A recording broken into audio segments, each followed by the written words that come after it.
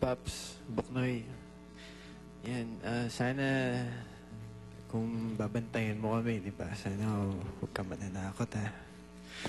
Mahal na mahal kita, and kaming lahat ng mga kapatid mo. Mahal na mahal ka namin.